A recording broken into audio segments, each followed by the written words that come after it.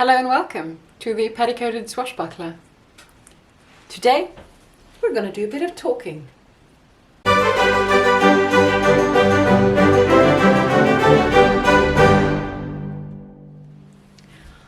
Okay, so I'm going to do a bit of talking while I do something to this. This is my old medieval tunic. It was the first sort of historical reenactment garment, almost the first historical reenactment garment I made. It's hand sewn, it's red wool, and it's quite lovely, but it's been, I've used this for reenactment fighting for years now. So you can see like the sleeve is really torn. I tried to patch it more or less successfully. There are little bits and pieces that are torn and ruined and just like that, look at that. It's just been worn through. So the period thing to do with this, because there's a lot of fabric here, is to refashion it into something else. So that's what I'm going to do. I'm going to make this into a pair of hosen. That's my plan. Anyway, we'll see how I get along. And while I'm doing that, I'm going to do a bit of talking. So I'll see how well I can multitask. So as you might have guessed, this is not an 18th century video. This does not mean that I do no longer love Mrs. Bamford. I do, and I am still working on Mrs. Bamford because I am, or that I don't, that there are some difficulties. Everything's fine. But I want to talk about something else because I've joined a secret society. Sorry, I'm just going to go get my pattern. Left you on a bit of a cliffhanger there. So it's not really a secret society though. It's, it's a society. It's just not very secret. I've joined a community for people who are very serious about their historical costuming and creating beautiful things. And it's called Foundations Revealed. Now, if you don't know what Foundations Revealed is, I'll link their sort of home site below. It is a very nice community so far. I've only joined them for a couple of days. And it's... I've been planning to join Foundations Revealed for so long. It's just that I never had the time or the money before. I know that's a bad excuse, isn't it? But it really is the reason. And they only have sign-ups twice a year, so usually one every autumn and one every spring. And I never notice when they have an opening until it's closed. So I'm very happy to be in, and they are challenging their members, new and old, to create something, a garment or an outfit, for a literary character. And I thought that I wanted to participate because it seemed like great fun, and I want to get as much out of my membership as I can. So I am, I really try to sort of find out what, excuse me, there's a cat on my pattern. I also tried to find out what character I wanted to clothe, because I'm one of those very annoying people who love reading and then hardly ever read. Like, I love literature, I love books. I like never read, and when I do read, I read non-fiction. And I could do a whole video on my issues with reading and reading fiction specifically. I won't do that today because we don't have all day, but I will,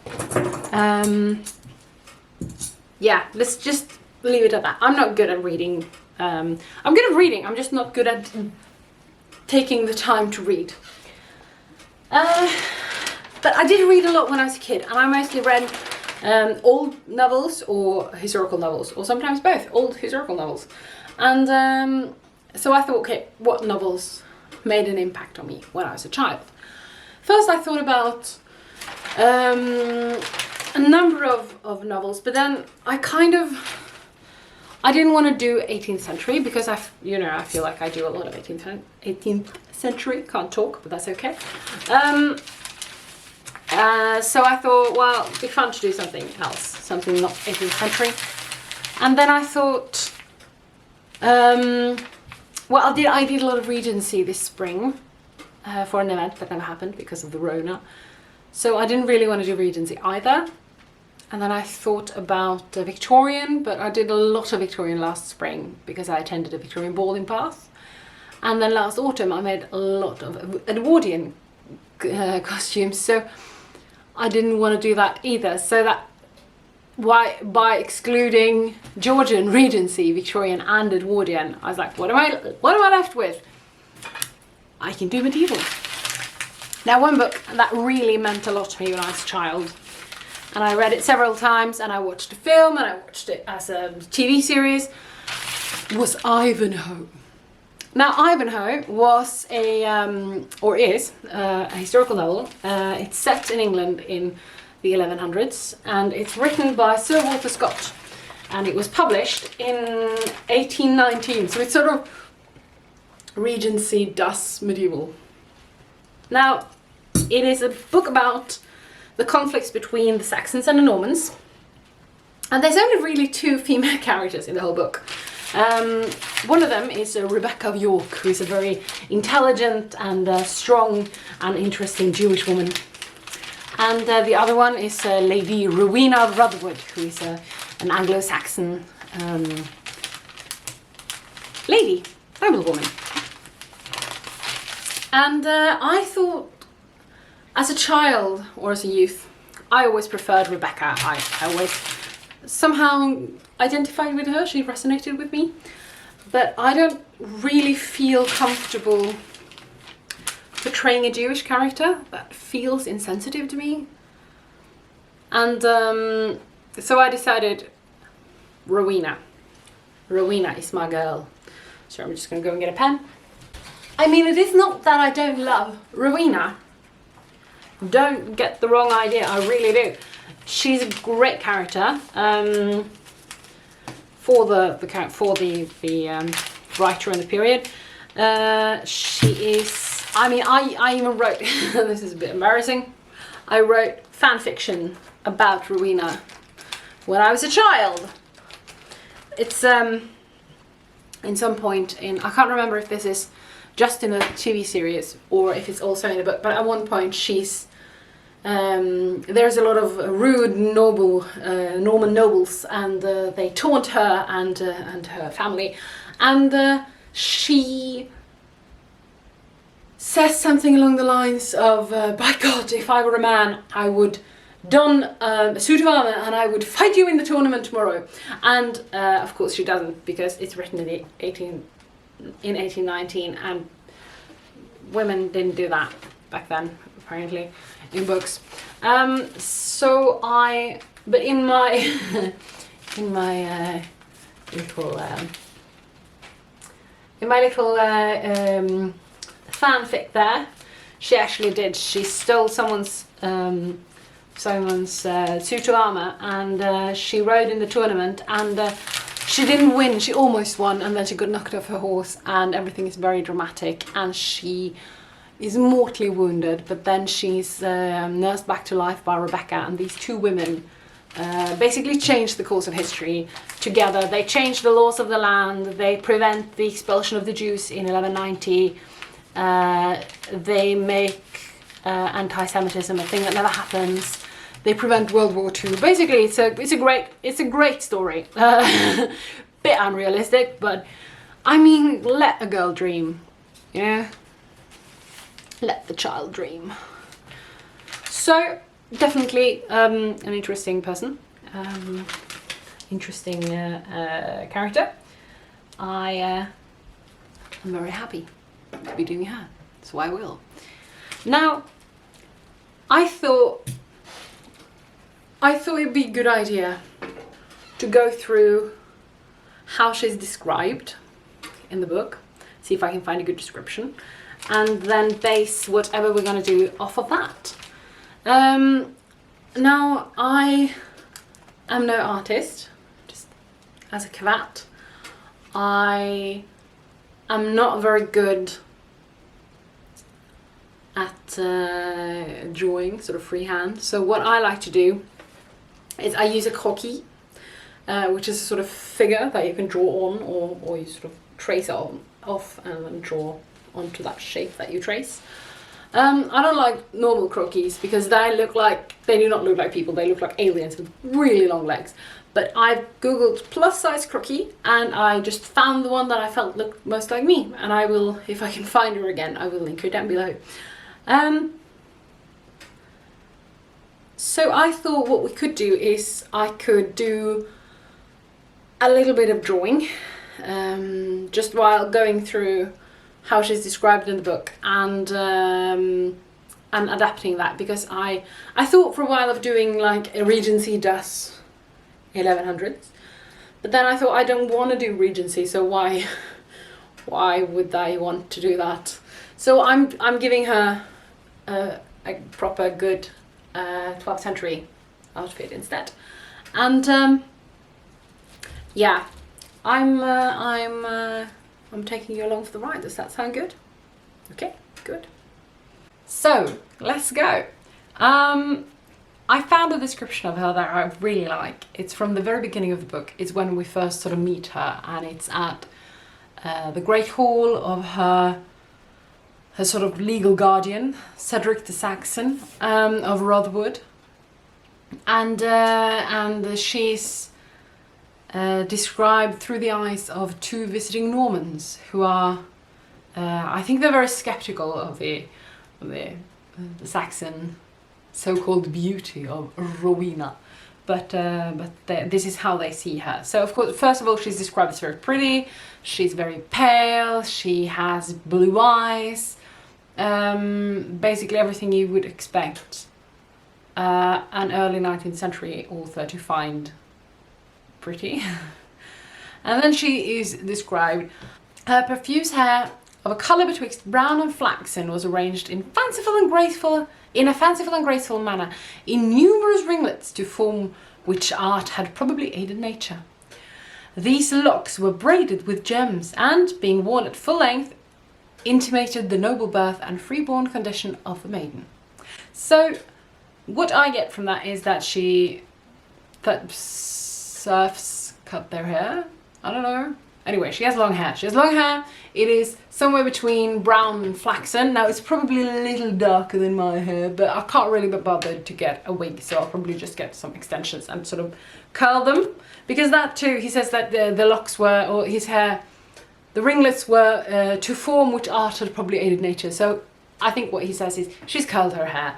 But I like curly-haired people. I like curly-haired characters, whether it's natural or fake, because there's not enough curly-haired representation out there. So I think I'll just use my own hair and then like curl some extensions and like braid them into my hair, because it's very fancifully braided. And they are braided with gems, which I found very weird. Like, did you ever have, when you were a kid, those sort of screw in like fake diamond things for your hair? I had.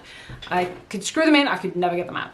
That does not sound like a very Saxon thing to me. So I think what we will do is we will give her some ribbons instead.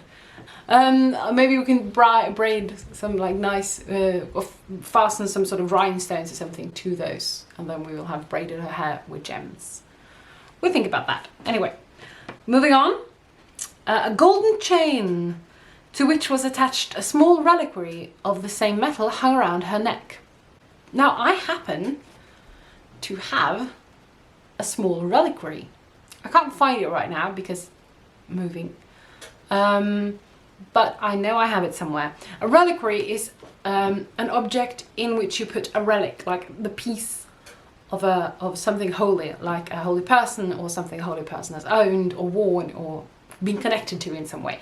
And they were quite common. I mean, the one that I have is, I think, originally from Russia, but I've seen reliquaries. Mine is like shaped like a small cross, and you can fit, like, for example, a splinter from the cross of Christ, for example. That was very popular. into it. You can put that into it.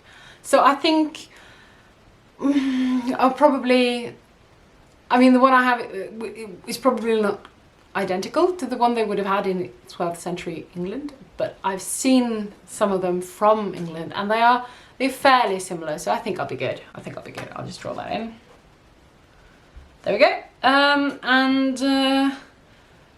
Then it says she wore bracelet on her arms which were bare. Say what now? Okay, bracelets. Bracelets we can do. Sure, bracelets, why not? Not too far-fetched. But I've seen a lot of illustrations from the 12th century and before and after, and I don't think I've ever seen women with like bare arms. Well, look, I definitely have, but then they are usually involved in some very heavy manual labor, like they're working in the field, or sometimes they are in bed, either having sex or giving birth, or helping someone give birth. I don't think, like this sort of bare arms, that wouldn't have happened, I think, especially not a lady who's coming down to supper in her in the great hall where she lives. I don't think that does not seem like a plausible thing to me. I think she would have you know, covered her arms all the way to her wrists. So sorry, Sir Walter Scott, I'm nixing your bare arms. Actually, I think this has to do with the sort of idea of the noble savage, which runs through a lot of the descriptions in the book. For example, a lot of them are described as having their knees on display. A lot of the man characters have you can see their knees. You know, he wore breeches under which you could see his knees, and that too is very not likely for 12th century. He describes someone that, I think it's Cedric Saxon actually, who's described as having, you know, you can see his knees, as if he were a Highland Scot, and Highland Scots would not have been showing off their knees either. So it's a bit weird. But I think this is all part of Sir Walter Scott trying to sort of paint a picture of the very, very fancy but very sort of artificial and not very nice Normans, and then the sort of honest and true Anglo-Saxons, yes, who are the sort of salt of the earth kind of proper real people, you know, and they are not afraid to show a little skin. And to be fair, I mean, he's writing in the early 19th century, and there's not a lot of skin that you could show off, even in text, and especially on women. So I kind of like the fact that he's gone like, well, what's the sexiest bit of skin I can show off? I've got it. I need female underarms and then male knees. That'll do the trick. So okay, we're not giving her the bare arms. Then we go on to her clothing. Her dress was an undergown and kirtle of pale sea-green silk. Okay, I don't know, I do not understand what he says here. Is he saying that her undergarment, that her dress, which is an undergarment and a kirtle, you know, like, I'm wearing a dress, it is grey, and a t-shirt dress, you know, is that what he's saying? Because in that, you know, if it is, fine, but if he's saying that she's wearing two dresses, she's wearing an undergown and a kirtle on top, and they're both made from sea green silk, that's not okay, Sir Walter Scott, because the undergarment, the underdress for an English woman in the 1100s would be the shift, and no one, not one person made their shift from silk. It makes no sense. First of all, your shift is part of your hygiene. So your personal hygiene, you want it to be a fabric that can wick away moisture, that can sort of collect up all the sweat that your body produces, and then you can take it off, you can launder it, so it needs to be a fabric that's easily laundered. Silk is not easily laundered. And you need to and then you put it back on, and so you don't, instead of washing your body and exposing it to potentially dangerous water that could open the pores and make you sick, which is what they believed, and which is totally reasonable considering what kind of knowledge they had at the time. You really don't want your inner garment to be silk. You want something that breathes. Silk, it does, I mean, it's a natural fiber, but it is not one known for breathing. Like pretty much all the other natural fibers, like cotton, linen, wool, they all, for a hot summer's day, they're all better because they do breathe better. And also silk is crazy expensive in this period. You would not prioritize using it for a garment that no one would see. No, not happening. So I'm giving her a nice white linen shift with long sleeves, because we nixed the short sleeves, the bare arms, and that reaches sort of, you know, mid calf. It's good length. As for her kirtle, the dress that goes on top of the shift, I have no trouble with that being a pale sea green silk. I mean, as I said, silk was super duper mega expensive. But I mean, she's a young, maybe a lesser Anglo-Saxon noblewoman would not have had silk. But I mean, she's young, she probably wants to look good, maybe she wants to impress the people who's come to visit, so she's put on the nicest dress she has. And she could own a kirtle of silk.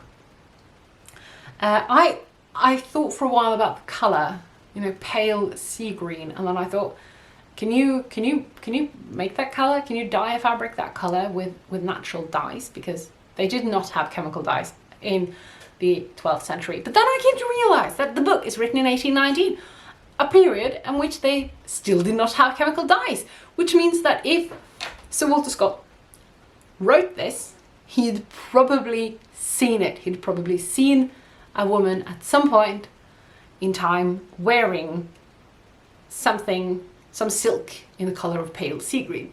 So that means it should be achievable with natural dyes. And I mean, that's good. That's fine with me. I'm okay with that. I am going to make, so I'm going to give her a kirtle. I'm going to make the sleeves a bit longer than they should be, and then they'll bunch up nicely, because that's something you see in a lot of illustrations, and also in a lot of the sort of statuary of the period. The sleeve is too long, and then, because I can't really show you because my sleeve is not too long, but you kind of pull it up and then it bunches and wrinkles along the arm, and it looks quite nice, and I think it looks very nice in silk. So we're doing that. We're also going to give it some trim, because the people of the period love their trims, so we're going to give her some tablet woven braid along the sleeve cuffs and the neckline. Okay, the next is, after the kirtle of pale sea green silk, over which hung a very long loose robe, which reached to the ground, having very wide sleeves, which came down, however, very little below the elbow. The robe was crimson and manufactured out of the very finest wool. And to me, that sounds like Sir Walter Scott really wanted to describe a bliot. Now, a bliot is a garment that was very popular in the 1100s. It's basically your standard sort of medieval princess dress with a very long bell sleeves. So I'm going to give her a bliot. It's not wrong, and it's almost what they describe. Always. So I'm going to give her a bliot with the long bell sleeves, and it's going to reach the ground. It's going to be quite wide, but not like super wide because I don't want to look like a sack. Some bleos actually have a very tight in the body and they have wrinkling, like the one I showed you, or not, did not show you on my sleeve. So it looks like they've been laced along one or both other sides. However, since he's describing it as a loose gown, we're not going to do that. And also it's quite common to find them without the lacing on the sides in English illustrations, I think. So, loose gown it is.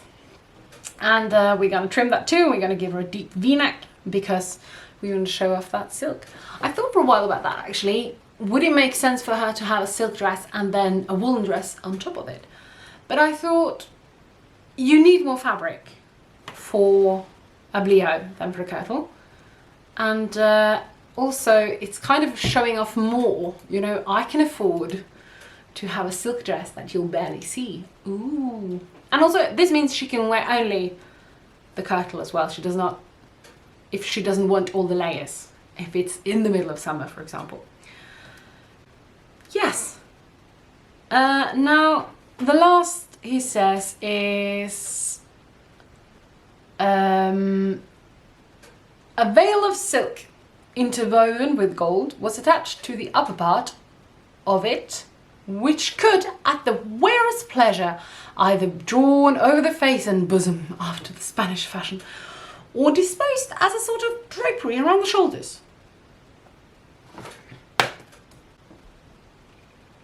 Sir Walter Scott. Are you talking about the fichu?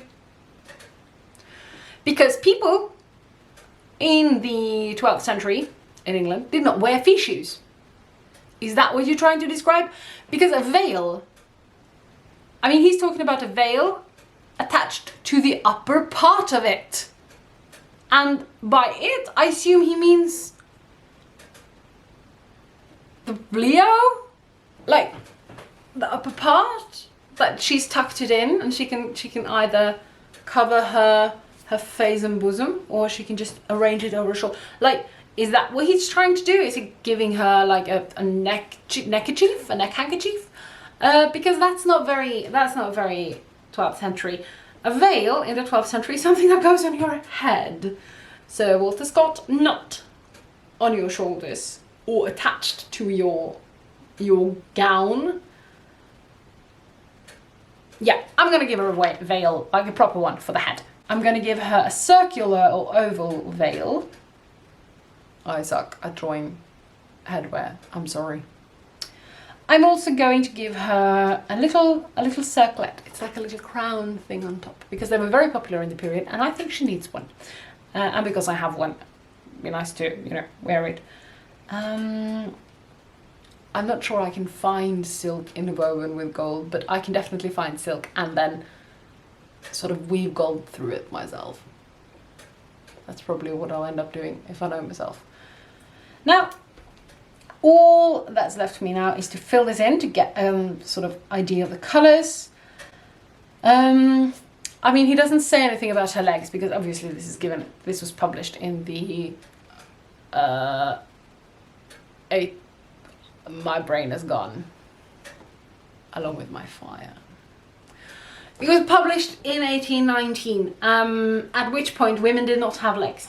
No, but I don't think he felt comfortable discussing her lower extremities. However, I do, because I'm not Sir Walter Scott, obviously. Then I'd be dead, and this would be creepy. So I think I'll just give her hosen, like knee-length hosen. Maybe the ones I'm making now, but I do have some finer ones that are not made from my worn-down, repurposed tunic. But so just plain wool cloth hosen, cut on the bias, held up with garters. I have some garters as well, actually, some tablet woven ones that I think will do great. And then I'll give her some nice shoes as well, some nice turn shoes, because everyone of the Saxons are described as wearing frickin' sandals. Now, I have a personal dislike of sandals. That's my problem. That's my issue to deal with. But sandals? Like, Sir Walter Scott, that's Romans. You're thinking about the Romans. Yeah, I'm not giving her sandals. And if Sir Walter Scott is to blame for medieval reenactors insisting on wearing sandals, I will be very displeased. That's pretty much all I can do, because he's dead. So anyway, that's the idea. All that remains for me now is to go online, order some fabric, and start sewing, I guess.